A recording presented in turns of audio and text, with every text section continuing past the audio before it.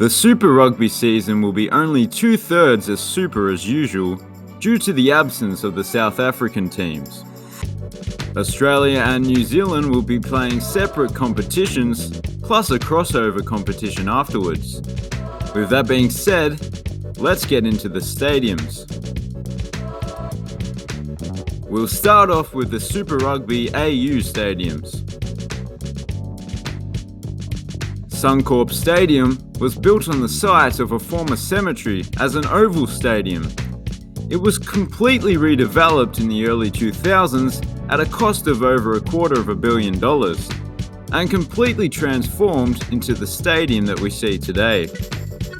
It's regarded by many as Australia's best rectangular stadium. HBF Park is another stadium that started life as an oval. In fact, it's still officially called Perth Oval. It was only in 2004 that it became a rectangular stadium. This is a nice little stadium, nothing flash, but certainly good enough. Amy Park is one of the best Super Rugby stadiums in my opinion, although it has had problems with the field in the past. The cloud-like exterior is covered in thousands of LED lights that are quite spectacular in person. The interior is just as good. GIO Stadium was constructed in the 70s for the Pacific Conference Games, which was an athletics event. Yeah, it used to have a running track around it. It underwent some renovations to host soccer matches during the 2000 Sydney Olympics, which turned it into a rectangular stadium. I have a soft spot for this stadium because, well, I don't like to brag, but I have actually played here. Well, not here, but here. And it wasn't a proper match or anything, we just visited the AIS for school camp. Grade 4, I think. Anyway, as I said, I don't like to brag. The Waratahs are going to be playing in 3 different stadiums, so I won't be giving a rundown of each, but they are primarily the newish Bankwest Stadium, Sydney's biggest, Stadium Australia,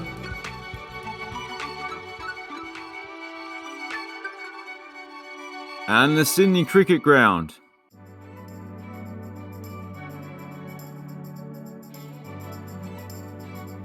And now we head across the Dutch, starting with the Forsyth Stadium.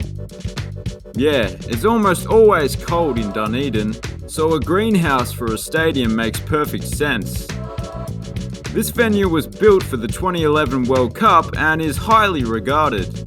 It was the first fully enclosed stadium with a natural grass field. And I can't imagine there are many cities in the world with a population as small as Dunedin's with such a nice stadium. Although somehow Green Bay has an even smaller population and a slightly larger stadium. What's crazy is it almost always sells out. Sky Stadium is also known as the Cake Tin. I assume for the shape, but it also kinda looks like it's being greased with butter because of the yellow seats. Some people think it's a bit of a shame they built an oval stadium instead of a rectangular stadium just for the occasional cricket match. I'd have to agree, the Basin Reserve does the job for cricket, but I still really like this stadium. It's not a bad location as well.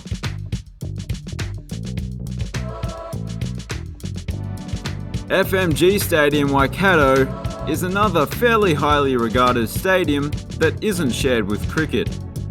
Although there were plans for a multi-purpose oval to be built instead of this stadium. Thankfully, the funding fell short of what was required. So now we have this great rugby-specific stadium instead. Orange Theory Stadium has a terrible name, so let's just refer to it by its traditional name. Rugby League Park. That's not much better on a video about rugby union. Anyway, let's just call it this stadium.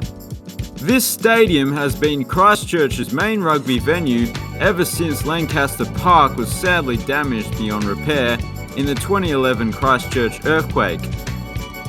This is a no-frills stadium that just gets the job done. It's not bad. And finally, Eden Park, which is by far New Zealand's most famous stadium, in both rugby and unbelievably cricket as well. Yes, they play cricket on that tiny field. It hosted the final of the first ever Rugby World Cup.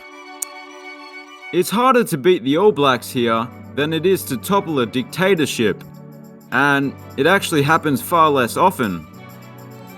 The Blues, on the other hand, aren't quite as hard to beat, but I'm sure playing at a venue like this is a huge advantage. And that's it for today's video. If you enjoyed it, please consider subscribing. You probably won't regret it. Thanks for watching. Have a good one.